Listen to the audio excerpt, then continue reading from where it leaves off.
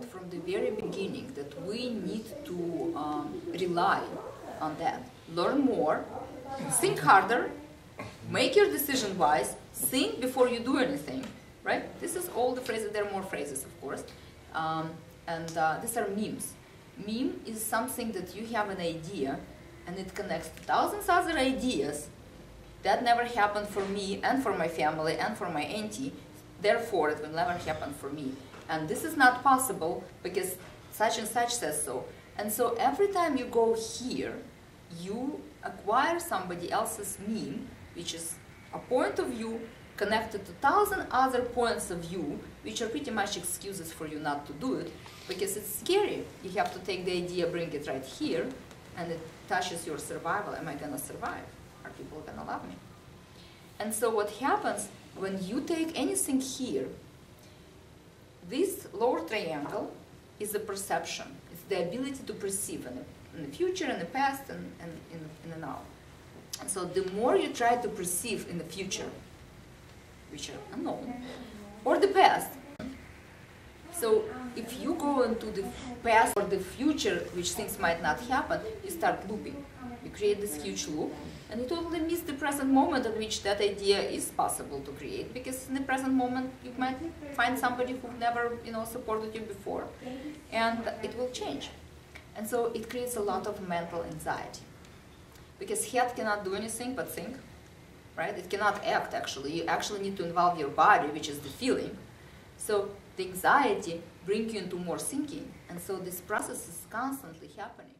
There are people who have these two centers colored, and so your question about how come I have everything colored, I have everything colored so I can show you, but none of the people have everything colored. It's very, very rare. I never met anybody who's colored everywhere. So when you have everything colored, or some of it colored, this is the place where you have your script, as we talked in the beginning. You've written a script and you said, these things I know, and I can trust them, and I'm going to write a script to remind myself that I can trust those things. So that center that is colored, like for you it's the diamond, the heart, you know where you go, you know who you are, you know who you love, and the rest of it you might not know, but this is 100% of your knowing. So if you don't trust your heart, that's too bad. Like you really will get into trouble, because that's a consistent information that your spirit said, you've learned that. You've been to 1,000 different relationships. Stop doing it, you already know. Like when you know, trust it. And when you don't, you don't. And in your chart, I think you have a heart as well. So in your chart, you know where you go. Like this is my path, and I need to follow that path. And if somebody says, no, you have to go this way, and you listen to them, then you do not trust what is written in your script already. And there is a relationship between the centers that we will talk about as well. But when you trust your own consistent information, which is for you is the sacral.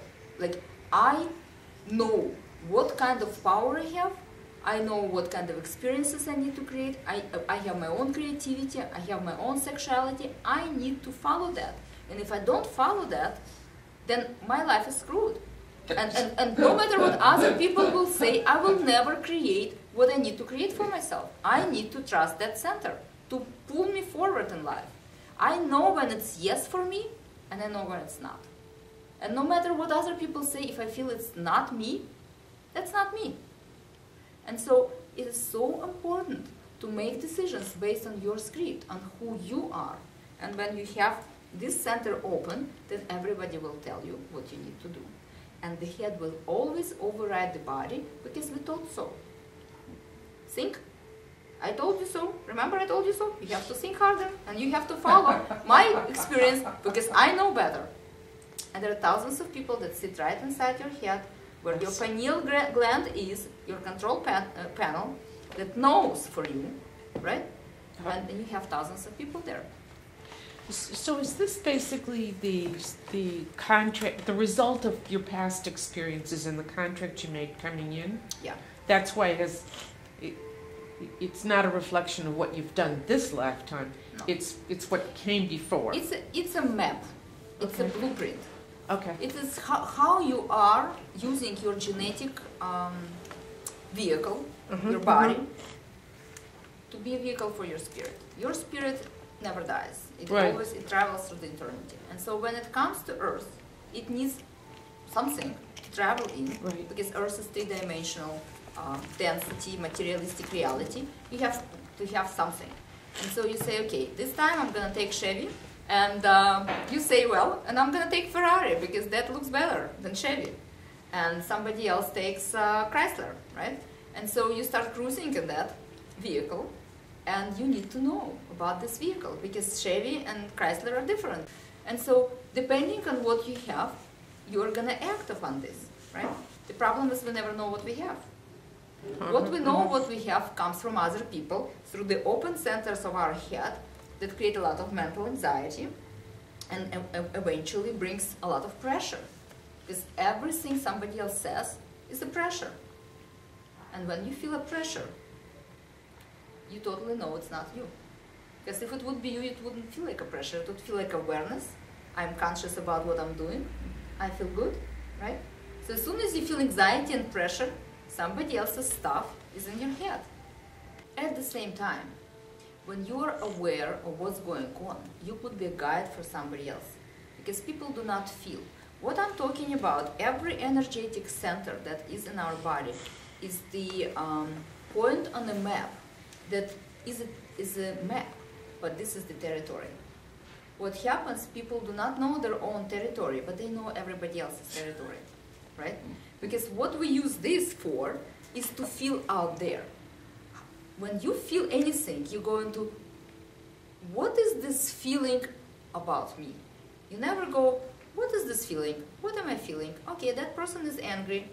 Well, and this person is in despair. Well, and this person is happy.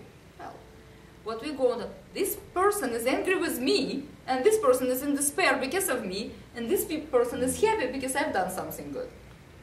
So when you feel anything in your body, it's just the guidance system. It's not about what is this feeling about me out there, because this is their map, and this is their territory. And so we're like octopuses. We are projecting our knowing out there. We know everything about everybody. And then we tell them. And that goes through their open centers, and they go like, you're so right. It really makes sense, right? And yes, some people you resonate with, like you resonate with me, and you're sitting in this class, and we're enjoying each other's company, because what I have to say resonates with you. But how many times you come to the place you don't enjoy? And they tell you something, and you go like, no, please, just shut up. Could you please? And they keep doing this. Like yesterday's theater was about life is garbage, and everyone in this garbage pit, and it smells. And I'm like, oh my God, 2 hours of that, and we went with 2 other, families, and like six of us are sitting there, and I don't think anybody enjoyed it, but everyone felt like, oh, we came together, and we have to stay together. And it was like, wow. 2 hours of life is garbage, and I do not resonate with that. And actors were amazing, they've done a great job. It's just not what I resonate with.